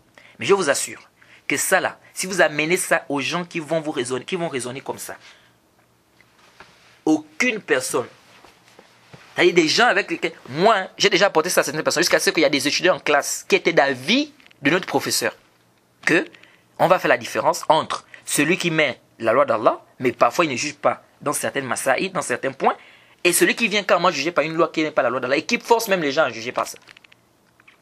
Eux, ils étaient d'avis que celui qui met une loi qui n'est pas la loi d'Allah, ou bien il force les gens à juger, ça c'est un mécréant. Ils étaient d'avis du professeur. On a discuté, c'était des Ivoiriens. On est sorti du cours, on a discuté, un long débat, discuté, jusqu'à ce que je leur ai apporté cette réponse-là. Et parmi les deux, il y a un qui me dit, vraiment sincèrement, je ne peux pas répondre à ce que tu viens de dire là. C'est très fort, mais je ne peux pas répondre quand même à ça. Sincèrement, je te dis la vérité, je ne peux pas répondre. Et l'autre a dit, je suis quand même d'accord avec ce que tu dis, mais on doit quand même bien regarder encore, parce que Ibn Kathir, j'ai dit non les frères, le truc est plus que clair. Et je vous assure, toute personne qui va vous amener ce raisonnement-là, vous lui amenez-le seulement ce que je vais vous dire tout de suite là. Vous allez voir, il sera coincé. Je leur ai dit que les frères, ça c'est une parole qui n'est pas sahih. Jazman wa hatman. Et ça c'est ce que ana a'taqiduhu. Je suis convaincu et sûr que cette parole-là n'est pas correcte. Même si les gens disent que Mohamed Ibn Ibrahim a eu à dire ça. Mohamed Ibn Ibrahim c'est un savant. C'est le professeur l'imam, le Cheikh bin Baz. Il y a des savants qui disent même que Mohamed Ibn Ibrahim a 2 fatwas même sur ça. Il a une autre fatwa, il dit non, c'est pas du kufr. Je leur ai dit que attention ici. Si, ou bien dans l'islam, comme dit le Cheikh Islam Ibn Taymiyyah, le kufr, ce n'est pas par rapport à la quantité dans l'islam. Le kufr, c'est par rapport à l'acte même. L'essence même de l'acte. Est-ce que cet acte-là, c'est du kufr, oui ou non? On ne regarde pas la quantité. Et le Cheikh Islam le dit dans son livre Sawar al-Maslul al-Aishatim al-Rasoul. C'est pourquoi le Cheikh Islam te dit quoi? Il dit quelqu'un qui rejette un seul verset du Coran, il est mécréant. Quelqu'un qui rejette tout le Coran, il est mécréant. Donc on ne fait pas la différence entre quelqu'un qui rejette un verset du Coran et quelqu'un qui rejette tout le Coran. C'est vrai, peut-être auprès d'Allah ils peuvent avoir, le châtiment de celui-là peut être moins que celui-là, oui, mais au niveau du hukm, tous les deux c'est des mécréants. Quelqu'un qui insulte un prophète, ou bien quelqu'un qui insulte le prophète Mohammed, et quelqu'un qui insulte tous les prophètes, les deux sont des mécréants. Même si l'un peut avoir un châtiment plus que l'autre, mais les deux sont mécréants. Alors, je leur ai dit que, soit vous nous dites que juger par une loi autre que la loi d'Allah, c'est le kufr, soit vous nous dites que c'est le péché. Si vous dites que c'est le kufr, ça veut dire quoi? Ça veut dire que vous ne devez pas faire la différence entre celui qui va mettre la loi d'Allah, mais qui ne va pas juger dans certaines masaïl. Pourquoi? Parce que quand un acte c'est du kufr en islam, on ne fait pas la différence dans la quantité. Si on dit que insulter Allah c'est le kufr, on ne doit pas dire non, celui qui insulte 2 fois, c'est un mécréant. Mais celui qui insulte... Et puis, venez même mettre ça. Quel est le dorbit dans ça? C'est-à-dire, quand vous nous dites que non, s'il met la loi d'Allah, il est musulman, mais parfois il tombe un peu dans certaines masaïl. À partir de combien de masaïl on va dire qu'il est mécréant? À partir de combien de masaïl? Est-ce que vous voyez? Donc on dit, soit vous leur posez la question, vous dites, soit vous dites que juger par une loi autre que la loi d'Allah c'est du kufr. Et donc si vous dites que c'est le kufr, donc ce que vous êtes en train de dire est batil. Pourquoi? Parce que vous dites quoi? Ils disent, s'il vient mettre la loi d'Allah, mais parfois il ne juge pas par la loi d'Allah dans certaines masaïl, il est toujours musulman. Nous disons ça ne passe pas. Si vous dites que jugé par une autre loi que la loi c'est du koufr, il doit tomber ici. Même si une seule mas'ala, s'il ne juge pas seulement dans une seule mas'ala, c'est déjà du koufr. Pourquoi? Parce que l'islam ne fait pas la différence en ce qui concerne le koufr dans la quantité. Quelqu'un qui fait un sujoud pour une autre personne en dehors d'Allah, il le fait par adoration. Pour une autre personne en dehors d'Allah, c'est un mécréant. Quelqu'un qui fait 4 sujoud, ou bien qui fait toute sa vie, il se prosterne pour une autre personne en dehors d'Allah, c'est aussi un mécréant. On ne va pas dire que non, celui qui a fait un seul sujoud, il est musulman, mais celui qui a fait toute sa vie en sujoud, là, khata. Khata. Donc, vous le dites, soit tu dis que c'est le koufr, soit tu dis que c'est un péché. Alors, s'il dit que c'est le koufr, tu dis ok, donc c'est que la parole que tu as entendue est batil. Pourquoi c'est batil? Parce que l'islam ne fait pas la différence dans la quantité en ce qui concerne le koufr. Alors donc tu es obligé de venir dire ici que c'est un péché. Tu es obligé de venir dire ici que c'est un péché. Maintenant on dit, oui, ça peut devenir du koufr. Ça peut devenir du koufr par rapport à l'i'tiqad, par rapport à la croyance de la personne. Mais à la base, d'abord, c'est quoi? C'est un péché. Est-ce que vous suivez ici? C'est très important ce que je suis en train de dire, parce que beaucoup de gens aujourd'hui viennent avec des shubhat. Subhanallah. Et je vous dis qu'il sera coincé. Parce que si vous dites que c'est le koufr, vous dites que donc c'est que tu es en train de débattre. Parce que les gens de la sunna, aucun savant de la sunna, quand il s'agit du koufr, on fait la différence entre celui qui fait une fois et celui qui fait 2 fois, celui qui fait 3 fois. Là, ma fille. Et ça veut dire même que beaucoup de gens sont des mécréants. Parce que quand Allah dit وَمَنْ لَمْ يَحْكُمْ بِمَا أَنزَلَ اللَّهُ, les gens pensent quoi ici? Quand Allah dit celui qui ne juge pas parce qu'Allah a fait descendre. Les gens pensent que c'est seulement les peines capitales. Hein. Donc, c'est seulement couper la main du voleur, lapider. Non. Ici, il s'agit du jugement d'Allah. Même toi, dans la maison, chez toi, tu dois juger par la loi d'Allah. C'est pourquoi on dit, mais ça veut dire que les gens qui forment le takfir des chefs, là, ils sont même d'abord les premiers, ce sont eux-mêmes d'abord les premiers koufars. C'est-à-dire que si on va appliquer leurs règles, là, c'est d'abord eux-mêmes d'abord les premiers koufars. Parce que tous ces gars-là, parmi eux, il y en a qui ne jugent pas par la loi chez eux. Parce que quand tu as par exemple des problèmes avec ta femme, l'islam dit par exemple que voilà ce qu'il faut faire. Toi, tu ne fais pas ça. Tu as jugé par la loi d'Allah ou bien tu n'as pas jugé par la loi d'Allah? Tu n'as pas jugé par la loi d'Allah. Ici, tu es mécréant? Non. Est-ce que vous voyez un peu? Donc, j'ai dit aux frères que voilà, ou vous dites que c'est du koufr, ou vous dites que c'est un péché. Si je dis que c'est le koufr, là, ta parole est barrée. Et le frère restait comme ça, il me dit, mais ce que tu dis là, c'est vrai. Et sincèrement, moi, je ne peux pas te répondre à ça parce que je n'ai pas de réponse à ce que tu es en train de dire. Est-ce que vous voyez? Et maintenant, ils disent quoi? Ils disent, parce qu'un professeur, c'est ce qu'il disait en classe. Il dit, non, il faut faire la différence. Il dit, comment quelqu'un qui vient mettre carrément la loi du koufr et qui oblige les gens à respecter cette loi-là, vous me dites que celui-là est musulman? Il dit, je ne peux pas accepter ça. Abadan, il n'est pas musulman.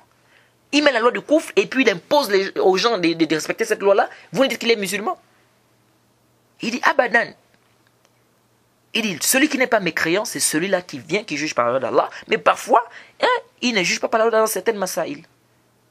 Ils disent, mais maintenant, quand ils viennent avec ça, vous leur dites, Jade, vous leur apportez la démarche, comme on a dit là. Est-ce que vous dites que c'est le koufr ou vous dites que c'est un péché? S'ils disent que c'est le koufr, ça veut dire que leur parole est batil, c'est rejeté. Et donc il va dire peut-être c'est le péché. Alors s'il dit c'est le péché, tu dis ok, qu'est-ce que tu dis de quelqu'un qui force son enfant à boire le vin? C'est un mécréant.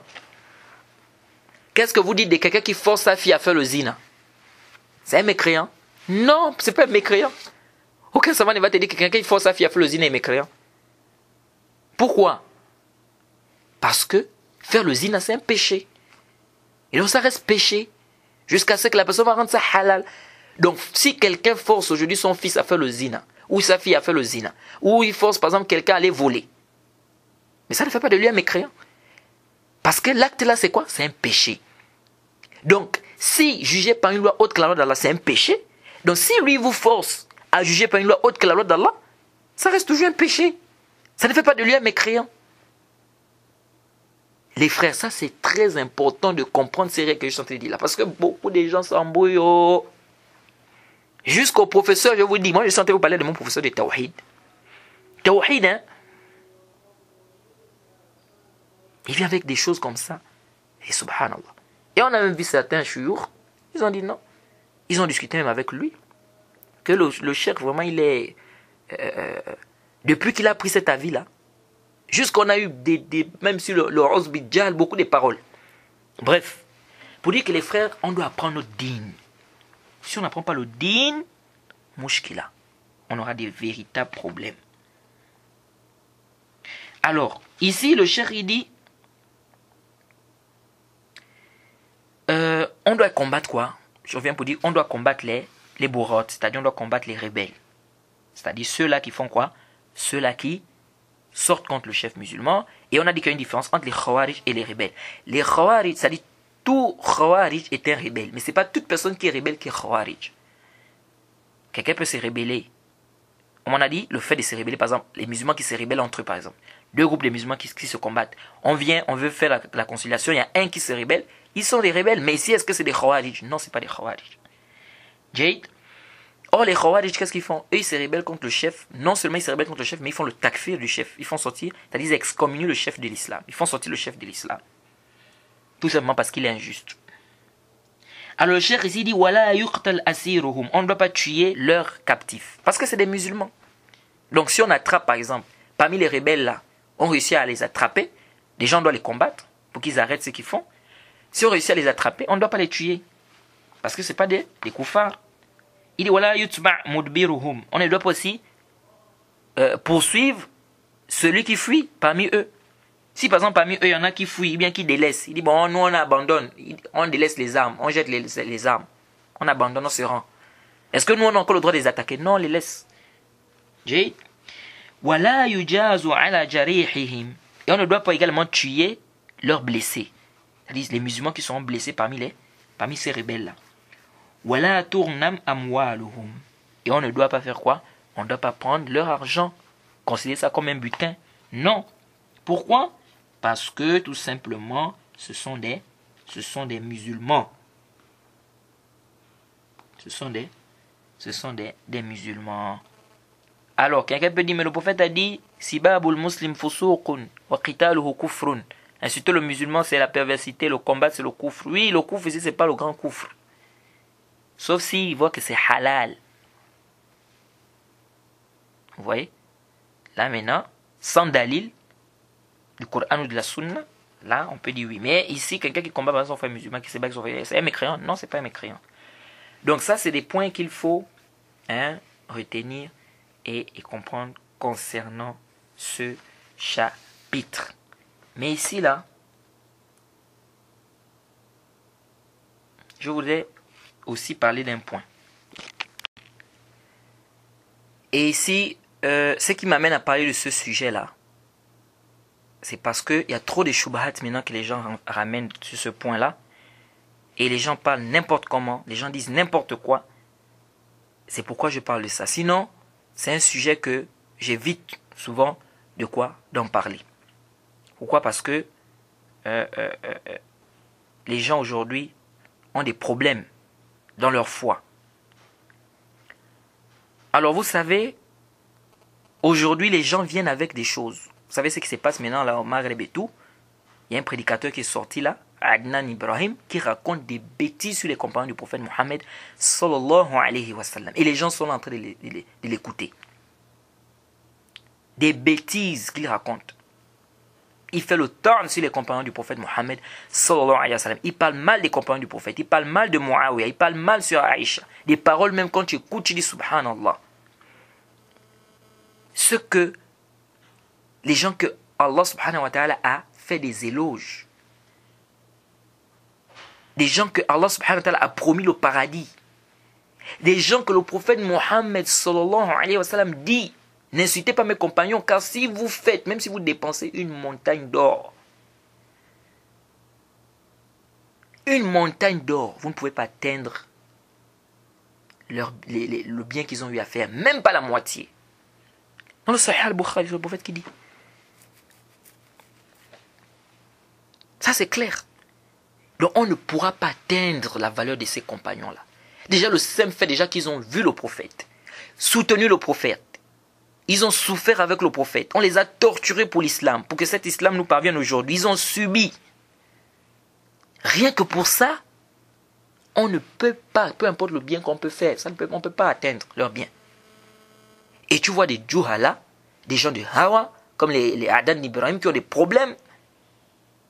Ils viennent faire quoi? mal parler des compagnons du prophète. Qu'est-ce que les savants ont dit sur ceux qui parlent mal des compagnons du prophète? Tu vois les Sayyid Qutb, Sayyid Qutb qui parle mal des compagnons, que Muawiyah, il n'est pas rentré dans l'islam, c'était l'hypocrisie, que c'est vrai que ce qu'on a fait, les gens qui ont tué Ousmane, c'est vrai que c'était pas bien, mais en réalité, quand on regarde Fil Jumla, c'était en conformité avec l'esprit de l'islam. Des gens comme ça qui ont fait le temps sur les compagnons. Jusqu'à ce que le cheikh Rabi' Hafizullah, il a écrit un livre, Mata'in Sayyid Qutb, sur les compagnons du prophète. Il a mal parlé des compagnons. C'est le Zilal al-Qur'an, et dans beaucoup de ses livres. Et après, tu vois des gens qui viennent soutenir Sayyid Qutb. Ça, c'est quoi, c'est ça? Qu'est-ce que les savants disent sur les gens qui parlent mal des compagnons? Man takallama fi ashabi nabi sallallahu alayhi wa sallam, mubtadi'. Celui qui parle mal des compagnons du prophète, c'est un mubtadi'. C'est un mubtadi'. ولا يذكرون إلا بالجميل فمن ذكرهم بغير الجميل فهو على غير السبيل. Les compagnons du prophète, on doit bien parler des compagnons du prophète. Alors, nous savons tous que les compagnons du prophète ne sont pas infaillibles. C'est des êtres humains, ils peuvent tomber dans des erreurs. Et vous savez tous qu'il y a eu, n'est-ce pas, un problème avec des compagnons lorsqu'on a tué Ousmane.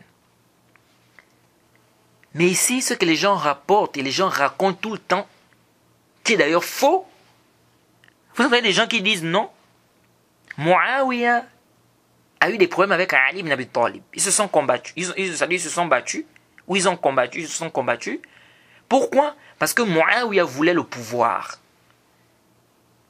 Muawiyah voulait le pouvoir. Donc ils ont discuté le pouvoir. Ils se sont combattus. C'est à cause du pouvoir. Ça c'est le djal. Ça c'est le djal. Comment tu peux venir parler comme ça des compagnons du prophète? Et le dalil de ça c'est où? Ça c'est batil ça. Batil. Muawiyah n'a jamais et jamais discuté le pouvoir avec Ali. Quel discuter le pouvoir? Lorsqu'on a tué Ousmane ibn Affan, qu'est-ce qui s'est passé? Allah était clair dans le Coran. Aman qutila mazluman faqad ja'alna li walihi sultana fala yusrif fil qatl innahu kana mansura. Allah dit quoi? Celui qui a été tué injustement, ce sont ses parents qui sont en droit de faire quoi? De donner leur avis sur celui qui a tué leurs parents. Soit, si c'est un meurtre volontaire, comme on a déjà vu dans nos cours de Diyat, qu'est-ce qu'il fait ici? Les parents ici vont décider, soit on tue la personne qui a tué leurs parents, ou ils prennent le prix du sang. Ou s'ils veulent même, ils pardonnent. Alors, Muawiyah, qu'est-ce qui s'est passé en fait? Muawiyah, puisqu'il était parental à Ousmane, alors il a vu qu'il est en droit de demander le sang d'Ousmane. Donc il a demandé à ceux qui ont tué Ousmane soient également tués. Et Ali ibn Abi Talib a dit non, on ne peut pas faire ça maintenant. Pourquoi? Parce que tout simplement, à ce moment-là, les musulmans étaient faibles. Les musulmans étaient faibles, et oui. Parce qu'on a tué le chef musulman qui est Ousmane. Les musulmans n'ont rien fait. Maintenant, quand tu demandes qu'on prenne ceux qui ont tué le chef et puis on l'applique, c'est compliqué. Ça c'est un. Et puis deux, c'était dans une fitna. Il y avait des troubles, tout était flou là. On ne savait pas réellement qui a participé, qui n'a pas participé, c'est pas très clair. Donc il fallait que toutes les choses reviennent d'abord en place, que les choses soient claires. Et maintenant ensuite, on va maintenant voir ce qu'on va faire par rapport aux gens qui ont tué Ousmane. Et Muawiyah disait quoi? Non. Et de là, les compagnons se sont divisés. Un groupe, ils sont allés avec Muawiyah. Un groupe, ils étaient avec Ali ibn Abi Talib. Et un autre groupe, ils ont fait ce qu'on appelle le tawakkuf. Ils ont dit, ah nous, on ne rentre pas dans cette fitna-là. Et vraiment, ça a mené une fitna. Il y a eu des gens qui sont morts. Il y a eu des problèmes. À la kouli hal, ce que je voudrais dire ici qui nous intéresse, c'est que ces compagnons-là, lorsqu'ils ont fait cela, tout d'abord, cet acte-là il n'y a pas de savants qui font le madah de cet acte-là. Hasba ilmi, je ne connais pas de savant de la sunna qui fait les éloges de cet acte-là. Parce qu'on voit des gens, et ça on a entendu, des frères au pays, qui s'argumentent de ça pour faire le foufou, faire le désordre. Oh non, on va le taper. Les compagnons se sont entretués. Voilà son dalil. Il dit oui, il faut qu'on le tape. Même les compagnons se sont entretués. Donc nous aussi, subhanallah. Ça c'est ça ton dalil? Ya miskin. Vraiment qu'Allah nous pardonne. Ça c'est le dalil. Tout d'abord, est-ce que l'acte qu'ils ont eu à faire là, il y a des savants qui ont fait des éloges de ça? Non. Et puis, ça c'est pas un dalil. Ça c'est pas un dalil dans l'islam. Alors, pourquoi j'amène cette mas'ala là? Parce que certains savants ont dit, et on a déjà fait la différence entre les khawarij et les bourrat. Certains savants sont allés à dire, parce que les savants ont divergé, qui était dans le haqq? Est-ce que c'est le groupe d'Ali qui était dans la vérité, ou bien c'était le groupe de Muawiyah qui était dans la vérité? Certains savants ont dit c'est le groupe d'Ali qui était dans la vérité, Ali ibn Abi Talib. D'autres ont dit non, c'est le groupe de Muawiyah qui était dans la vérité. D'autres ont dit non, il y a l'un des groupes qui était dans la vérité, mais on ne sait pas. Mais as-sahih, ce qui est juste, alladhi adinullah bihi, c'est que c'est Ali ibn Abi Talib qui avait la vérité. Et ça, c'est l'avis de beaucoup des savants également. C'est que c'est Ali ibn Abi Talib qui avait la vérité. Bid-dalil. Le dalil, c'est quoi? Qu'est-ce qu'il prouve? Le prophète a dit dans le Sahih al-Bukhari, le hadith d'Abu Sa'id al-Khudri, Wayha Ammar, taqtuluhu fi'atul baghiya, yad'uuhum ila al-jannah wa yad'uunahu ila an-nar. Le prophète a dit quoi? Il dit à Ammar, va tuer Ammar, le groupe des rebelles. Il les appelle vers le paradis et eux, ils appellent vers l'enfer. Qui a tué Ammar? C'est le groupe de Muawiyah. Donc ça montre quoi ici? Ça montre qu'ils faisaient partie du groupe des rebelles. Et vous allez comprendre pourquoi j'ai amené ça ici. Et il y a encore un autre dalil. Et avant d'arriver là-bas d'abord, ici là, souvent une chouba que les gens apportent. Ils disent mais, et je voyais Adnan Ibrahim, il venait avec ça. Il dit, regardez, hein, quand il parlait mal de Muawiyah, il dit, le prophète ici a dit, yad'uuhum ila al-jannah. Ammar les appelle vers le paradis. Wa yad'uunahu ila an-nar. Et eux, ils l'appellent vers l'enfer. Ici, je pose la question. Est-ce que toute personne qui appelle au paradis va nécessairement rentrer au paradis? Ou bien, est-ce que toute personne qui appelle à l'enfer va nécessairement rentrer en enfer? Non. Quelqu'un peut appeler les gens au paradis, mais lui, il va en enfer. Les gens qu'il a appelés vont au paradis. Comme il peut appeler les gens en enfer, et lui, il va au paradis. Comment ça? Vous connaissez le hadith qui vient dans le Sahih Muslim, le hadith de Osama bin Zayd.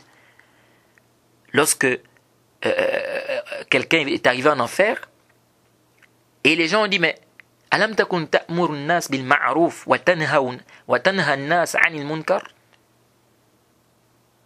Il a dit, bala, kuntu amur bil ma'ruf wa la atih wa anha 'anil munkar wa atih.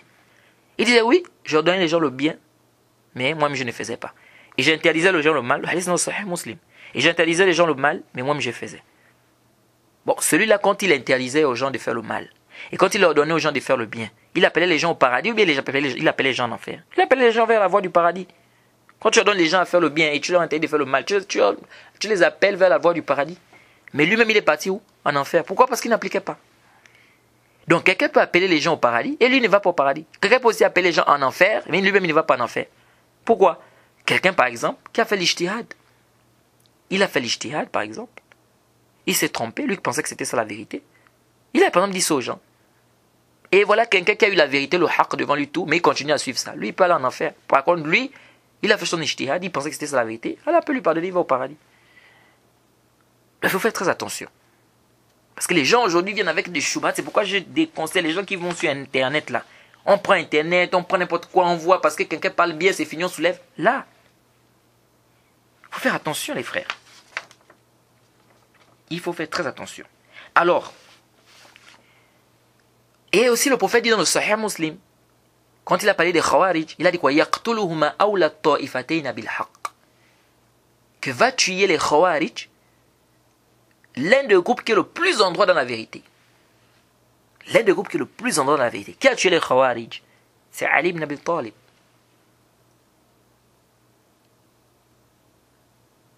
Pourquoi j'ai amené cette mas'ala?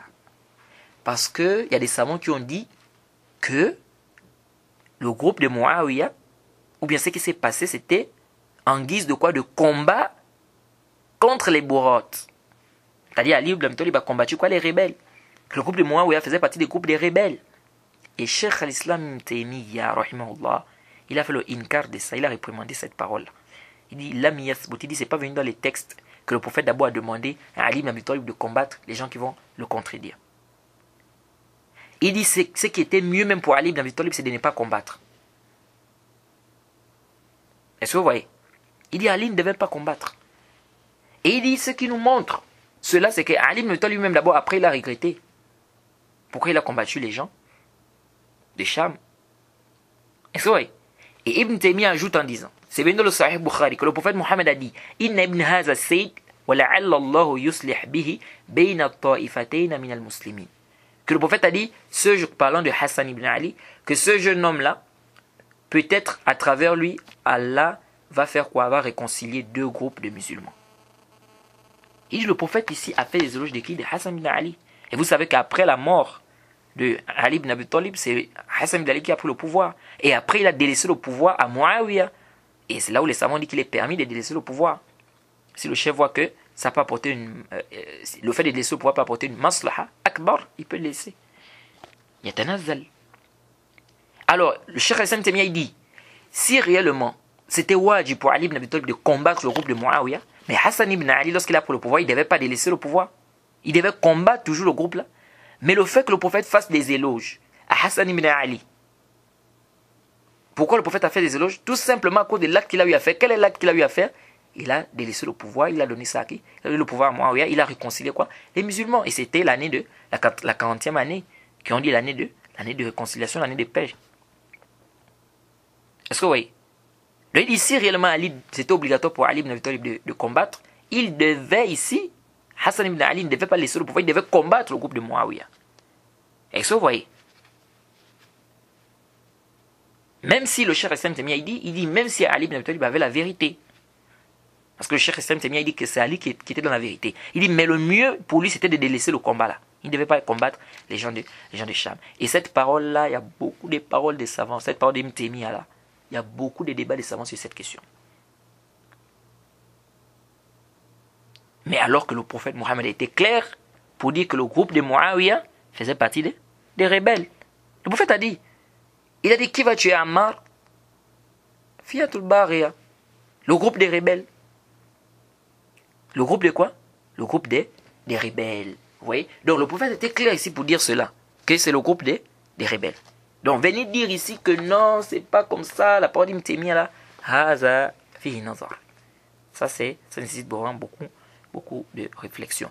Donc pourquoi j'ai amené ça? C'est parce que ici, certains savants ont dit que le groupe de Muawiyah c'était des bourrotes. Et comme on a toujours dit, que les compagnons du prophète, on doit mettre dans nos têtes qu'ils ne sont pas infaillibles. Ils ne sont pas ma'asoum. Ils peuvent faire des péchés, ils peuvent faire des erreurs. Mais, malgré les erreurs que ces compagnons-là peuvent faire, nous, on ne pourra jamais atteindre leur degré. Ça, on doit savoir ça. À cause de tout ce qu'ils ont eu à faire pour cette religion. Et Allah a fait des éloges de ces gens-là. C'est pourquoi on dit que وَلَا يُذْكَرُونَ إِلَّا بِالْجَمِيلِ فَمَنْ ذَكَرَهُمْ بِغَيْرِ الْجَمِيلِ أو بِغَيْرِ الْجَمِيلِ فَهُوَ عَلَى غَيْرِ السَّبِيلِ. Ah oui. C'est pourquoi Ibn Taymiyyah a dit, un groupe par exemple, des musulmans, qui tombent par exemple dans ce que le groupe de Muawiyah ils sont tombés, parce qu'ils sont tombés dans un ta'wil, il dit ici, le chef voit la maslaha peut impliquer ici qu'on ne les combatte même pas. Surtout s'il ne commence pas à attaquer les gens. Vous voyez? Quant à ceux qui parlent mal des compagnons du prophète, ça c'est des mubtadi'a, ce sont des égarés. Alors, donc ce qu'on doit retenir ici, c'est que tout celui qui est rebelles, et tout celui qui est Khawarij fait partie des rebelles, mais c'est pas tout celui qui est partie des rebelles qui est quoi? Qui fait partie des Khawarij. Ça c'est important pour nous de comprendre cela. Donc voilà ce qu'il faut retenir ici dans ce chapitre-là, c'est que les rebelles, n'est-ce pas, on doit les combattre pour qu'ils viennent au haqq, pour qu'ils reviennent au haqq. Et s'ils délaissent, n'est-ce pas, ceux qui sont en train de faire, ils reviennent au haqq, ici on doit plus les combattre, et c'est pas des mécréants. Ce n'est pas des mécréants. On va s'arrêter par ici. On demande qu'Allah nous aide, qu'Allah nous facilite. Et il nous reste, Inch'Allah, un seul bab. Je pense que le cours prochain, nous allons terminer ce chapitre-là. Inch'Allah ta'ala. On demande qu'Allah nous aide, qu'Allah nous facilite. C'est vrai, comme je vous ai toujours dit, les cours là sont des cours qui sont très longs. Mais c'est des cours qui sont très importants et très bénéfiques pour nous, pour notre croyance. On demande qu'Allah nous aide, qu'Allah nous pardonne, qu'Allah nous facilite. Wa subhanaka Allahumma bihamdik. Ashhadu an la ilaha illa anta astaghfiruka wa atubu ilayk. Assalamu alaikum wa rahmatullahi wa barakatuh.